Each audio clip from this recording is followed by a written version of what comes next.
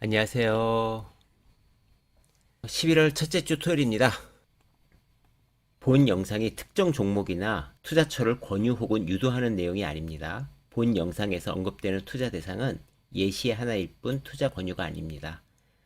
본 자료에서 사용되는 글과 말은 정확성과 완전성을 보장하는 것은 아닙니다. 따라서 모든 투자는 본인 책임하에 결정하셔야 됩니다. 오늘의 첫 번째 주제는 2024년 건설은 어떨까? 건설에 대해서 한번 생각해 보겠습니다. 건설이 올해 말도 많고 여러 가지 이슈가 있었는데요. 금리가 올라가니까 당연히 이슈가 있었겠죠. 왜냐하면 건설 비즈니스는 레버리지 사업입니다. 그러니까 대출을 끼지 않고 건설을 하지도 않고 땅을 사지도 않고 분양을 하지도 않고 우리도 어떤 부동산을 살 때 대출이라는 걸 이용하잖아요. 그렇기 때문에 이자 상승에 굉장히 취약합니다. 그래서 올해 이런 얘기들이 많이 나왔죠. 가계비 터지면 큰일, 부동산 PF 수치는 공개도 못할 지경. 이게 11월 3일 기사입니다. PF 수치가 얼마나 나쁘면 공개도 못하냐. 그런데 대충은 알죠, 우리가. 좀 이따가 말씀드리겠습니다. 일단 가계부채가 급격히 늘어나면서 외환 위기보다 더 큰 위험이 올 수 있다라는 경고가 나온다. 그런데 부동산 다 관리 가능하다 이렇게 얘기하고 있죠, 정부는. 그런데 구체적인 수치는 공개할 수 없다. 그러니까 의혹이 커지는 상황입니다. PF에 관련된 리포트가 이베스트 증권에서 있는데요. 이베스트 증권은 뭐 건설에 관련돼서 상당히 해안 높은 의견을 제시하고 있는 증권사 중에 하나니까 직접 가서 한번 찾아보시면 되고요. 저는 몇 가지만 한번 가져와 봤습니다. 일단 건설사 유동성을 점검해 보니까 대형 건설사는 양호하다. 그 이유가 대형 건설사가 PF가 꽤 있는데 과거랑 달리 단순 보증이 아니라 책임 준공 확약으로 계약 형태가 바뀌어서 규모가 좀 줄었다. 더군다나 PF 보증금 대비 현금성 자산이 많다. 그래서 대형 건설사는 양호하다 이겁니다. 최근 들어서 PF에 문제가 됐다고 알려진 건설사들은 다 중견, 소형 건설사들이었습니다. 대표적인 게 롯데건설이었고요. 그 다음에 태영건설 이야기가 나옵니다. 롯데건설은 다행히 그룹사잖아요. 그러니까 그룹사에서 롯데케미칼, 그리고 롯데호텔, 롯데정밀화학 등으로부터 엄청나게 자금을 지원을 받았죠. 그래서 1.4조 넘게 받았고 그걸로 일부 해결을 내서 다시 대여금 일부는 조기 상환했다. 그래서 조금 개선될 것 같다. 태영건설은 순차입금도 많고 뭐 현금성 자산은 조금 있지만 단기 차입금도 엄청 많다. 그래서 지금 물류센터 산업단지 현장에서 회수 못하는 돈들이 있어서 2024년 하반기 추가 자금 리스크가 상존하고 있다. 이런 이야기가 되고 있습니다. 그것 말고도 상장사 몇 개 기업들은 이야기가 나오고 있죠. 상장사도 그러니까 비상장사들은 엄청나게 많이 폐업하고 있습니다. 벌써 6월 달에 작년도에 70% 정도가 폐업했으니까요. 중소건설사들은 폐업도 많이 하니까 평상시에도 많이 합니다.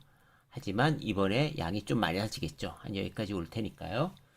그래서 도급순위가 낮은 이런 회사들은 좀 위험하다. 이런 게 위험하니까 결국은 PF 대출을 섰던 몇몇 금융사들도 이야기가 나오고 있는 거죠. 역시 이베스트 증권 자료고요. 보시면 중공후 미분양들이 약간 감소하고 있습니다. 그러니까 굉장히 작년에 많이 늘었다가 약간은 감소하고 있고 그것은 올해 대출이 많이 풀렸죠. 대출이 많이 풀려서 부동산 가격이 반등하면서 일어난 건데 지금은 또 매도 물량 자체가 많이 쌓이고 있어서 가격들이 하락할 가능성이 있어서 좀 지켜봐야 됩니다. 그래서 분양도 조금씩 반등을 했는데 좀 안심하기 이르죠. 그래서 지금 최악인 건설사가 어떻게 될 것인지 한번 돌이켜보는 것도 좋을 것 같습니다. 신한증권의 리포트고요. 제목이 참 특이합니다. 80% 확률이 높죠. 상고 하이. 상반기엔 높고 하반기엔 다르다. 하저가 아닙니다. 하입니다. 그래서 비중 확대를 하셨습니다. 워낙 많이 빠졌으니까 비중 확대 유지라는 코멘트가 있을 수 있고요. 건설사가 그러면 올해 어떤 일이 있었고 어떻게 흘러가고 있는지 한번 점검해 보면 투자 아이디어에 도움이 되실 것 같습니다. 일단 건설업종에 너무 힘들었죠. 금리가 가파르게 오르니까 분양도 잘 안 되고 PF도 안 되고 여러 가지 굉장히 안 좋죠. 안 좋아서 지금 주가들이 많이 빠져 있으니까 새로운 기회가 올 수도 있습니다. 그래서 신한증권에서는 오를 가능성이 많다. 그 이유가 몇 가지로 말씀을 하고 계십니다. 국내 상황부터 보겠습니다. 국내는 지금 보면 신규 분양 25만 호 정도 되고 수도권보다 지방의 회복 강도가 더 강하다. 과거에도 보면 상고 하저의 흐름들이 보였는데 이번에는 저는 아니고 상고 하이다. 좀 다른 모습으로 나올 거다. 이렇게 돼 있고요. 신사업 업체별로 중요한 EPC, 현대건설, 삼성 엔지니어링, DLENC 등 밸류에이션 리레이팅을 얘기하고 있습니다. 그래서 이 회사들이 어떻게 국내, 해외가 되는지 한번 살펴보면 되겠습니다.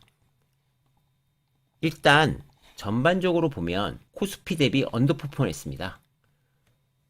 그러니까 건설 업종은 하락했고 코스피는 상승해서 엄청나게 언더퍼폼 했죠. 근데 삼성 엔지니어링 같은 회사가 괜찮았고요. 그 이유들이 나오는데 일단 주택 수익성이 개선이 좀 안 됐고 그리고 2024년 이후에도 분양도 줄고 그러니까 주택 실적이 축소될 것 같다. 그리고 올해 상반기에 중동 쪽에서 분위기가 되게 좋았거든요. 근데 하반기 들면서 이연됐다. 이런 것들도 역시 자금 조달 이슈가 좀 있습니다. 모든 건설이 그렇듯 자금 조달을 하기가 어려우면 또 높은 금리의 사업성이 안 나오면 연기가 되기도 하죠. 그런데 현장비 등 굉장히 올랐다.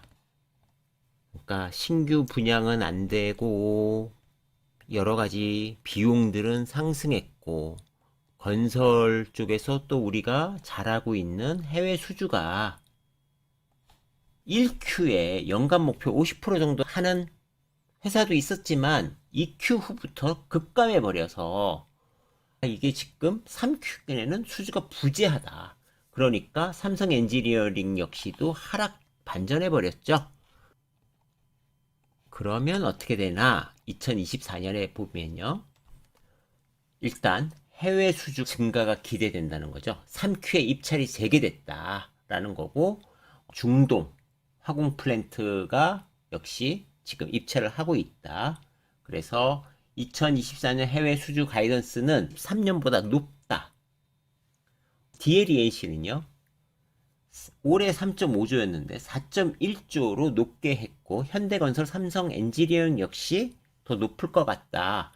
해외 EPC 업체들은 다 나아질 확률이 높아지는구나 라고 알 수 있습니다. 그리고 아까 얘기했던 대로 신규 아파트 분양은 지금 보면 2025년 입주 물량 급감이죠.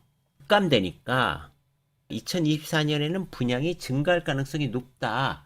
대신에 지방 쪽이 더 강할 것 같다라는 거고요. 서울은 도시 정비 사업자가 많아서 미분양 리스크도 적고 수요층이 넓다라는 거고요. 그런데 24년에도 분양이 지연될 가능성들은 존재합니다. 그런 것들도 지금 이야기하고 있습니다. 이렇게 보면 해외 플랜트 쪽을 좀 봐야겠구나 이런 생각도 좀 듭니다. 국내는 분양하기로 했던 것들이 자꾸만 지연되면 아무래도 건설사의 차후 실적에 영향을 미치니까 그런 거고요. 지금 보시면 지방주택 얘기가 계속 나오고 있는데요. 2025년 신규 급감이 되니까 24년도에 착공을 하는 애들은 분양이 잘 될 거다 이런 거고요. 그래서 2024년에 25만 호 이상 신규 공급 중에서 지방 물량이 12만 세대입니다. 그래서 이런 것들을 좀 자세히 봐라 이런 거고요. 그러니까 수도권에 강한 건설사가 있고 지방에 강한 건설사들이 있습니다. 그래서 그것을 한번 좀 구분해서 보면 좋죠. 나중에 기회가 되면 어떤 건설사들이 어떻게 하는지 한번 말씀을 드리겠습니다. 지금 보면 2023년은 20년도에 분양했던 게 입주하는데 입주 물량이 이렇게 한 35만 세대 좀 더 되네요. 이 정도 되는데 2024년에는 지금 입주 예정 물량이 30만 세대 조금 넘고 25년에는 20만하고 30만 사이에 있습니다. 26년에는 턱없이 줄어들죠. 그래서 이런 것을 보면 결국은 건설사들이 앞으로 갈수록 국내 건설이 쉽지 않다. 물론 이렇게 돼서 만약에 아파트 가격이 반등을 한다면 분양이 여기서 늘겠죠. 그리고 주요 건설사 비주택 부분 매출, 그러니까 비주택이라는 것은 산업단지 혹은 플랜트 이런 걸 얘기하는 겁니다. 현대건설, 그리고 GS건설, 그리고 DLENC 눈에 띕니다. 이런 회사들을 중점적으로 볼 필요가 있겠네요. 지금 해외 쪽에서 보면 2024년에 업체별로 주요 마일스톤이 예정돼 있다. 그러니까 마일스톤이 뭐냐면요. 어떤 프로젝트들에서 우리가 계약 착수, 인력 투입 여러 가지 것들이 있잖아요. 그 중간중간에 지점이에요. 그러니까 그 지점에 뭘 하면 다음이 뭐가 들어가고 뭐가 들어가고. 그러니까 중요한 일정입니다. 그러니까 중요한 일정들이 있어서 보시면 현대건설과 홀텍과 공동 개발 중인 SMR 설계를 2024년 완료하면 2024년 홀텍이 보유한 팰리세이드 부지에 SMR 시공을 계획한다. 즉 보시면 설계가 끝나면 이게 바로 마일스톤이죠. 그러니까 그때 SMR을 시공할 수 있다. 그러니까 현대건설은 지금 인력 구조 조정을 안 해서 원전에 관련된 인력이 많이 있어서 손쉽게 수주할 수 있다고 지난번에 밝힌 적이 있고요. 그래서 SMR을 지금 주요 포인트로 하고 있고, 삼성 엔지니어링은 EPC입니다. 말레이시아 사라왁하고 또 암모니아 프로젝트, 그리고 DLENC는 CCUS 500억짜리 2개, 그리고 2024년에는 5천억짜리 CCUS입니다. DLENC는 과거에도 밝혔지만 CCUS의 탄소 포집에 아주 진심인 회사입니다. 그래서 이런 회사들이 잘 봐야 되는 거죠. 어떻게 움직이는지. 그래서 결국 지금 보시면 원전, 그리고 플랜트, 그리고 CCUS, 요게 어떻게 보면 건설사들이 차세대 먹거리입니다. 자, 볼까요? 현대건설은 해상풍력도 있고요. SMR 방금 설명드렸던 것도 있고요. 그리고 현대모비스와 VPP, 그러니까 가상전력 파워, 저번에 설명드렸던 그거 있고요. 삼성 엔지니어링은 암모니아 있고요. 아까 사라왁 프로젝트 말씀드렸고, CCUS, 삼성 엔지니어링도 CCUS가 좀 있네요. GS건설도 CCUS가 있네요. DLENC의 CCUS가 2025년에 제일 큰 게 있기 때문에 DLENC가 CCUS에선 제일 앞서 있다고 보시면 됩니다. 대우건설, 해상풍력, SMR 얘기 있습니다. 아, 지난번에 설명드렸던 SMR은 이제 우리 코앞에 있나 봅니다. 그래서 이렇게 건설을 쭉 봐도 또 다른 부분의 아이디어도 얻을 수 있죠. 또 재밌는 기사가 또 나왔는데요. 보시면 GS건설에 GS이니마라는 회사가 있는데 UAE 해수 담수화 사업에 9,200억을 수주했습니다. 자회사 이니마라는 회사는요, 사업 보고서를 찾아보니까 이런 회사입니다. 순이익이 지금 상반기에 242억 나온 회사고요. 예, 지분은 100% 있더라고요.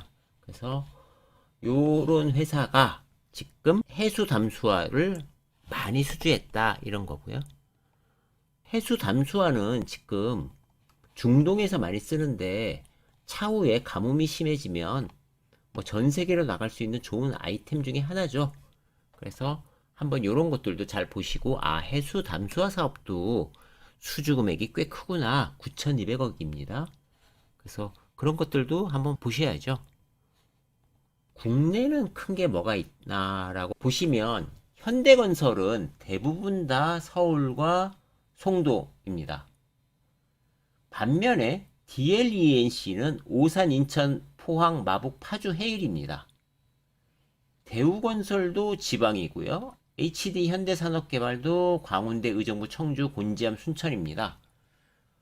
아, 이거 역시도 어떻게 보면 서울의 주요 부지에 하는 게 확률이 높을 테니까 현대건설이 눈에 띕니다. 그래서 현대건설을 좀 봐야겠다. 아, 저는 지금 언급된 현대건설, 대우건설, HD 현대산업개발, DLENC 다 보유하고 있지 않습니다. 그러면서 국내 쪽에서는 아이디어를 주셨는데요. 건자재 쪽에서 가격 정가가 가능한 업체들은 유리하다. 예를 들면 시멘트사. 시멘트사는 6.7% 인상했다. 한샘은 이번에 흑자 전환했습니다. 그래서 이런 회사를 좀 잘 보자 이렇게 나왔고요. 아까 현대건설 좀 잘 보자고 했던 거에 보면 현대건설이 지금 사우디 수준만 해도 이렇게 굉장히 많아요. 그래서 이런 회사들은 한번 매출과 이익단을 체크해 볼 필요는 있겠다는 생각이 들더라고요.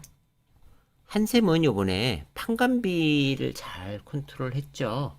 그래서 보시면 판관비가 낮아지면서 흑전을 했습니다.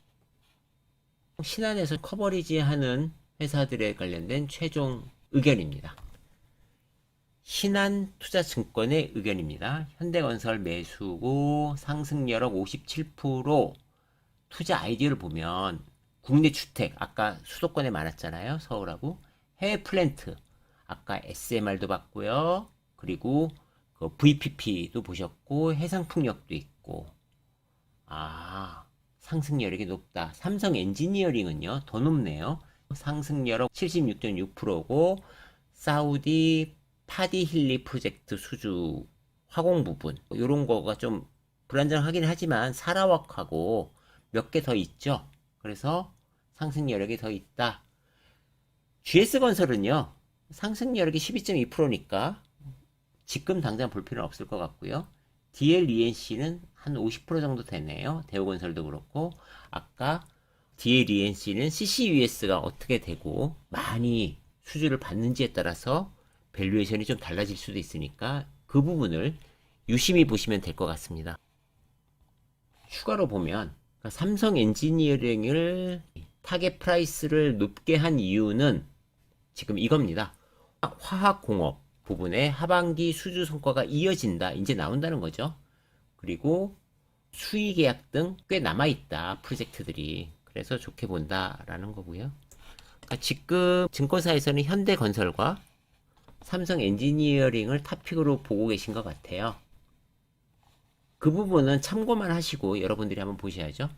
현대건설은 지금 사우디아라비아에서 6조 5천에 달하는 플랜트 건설 사업을 수주했고 아미랄 공사도 수주했고 이런 거죠.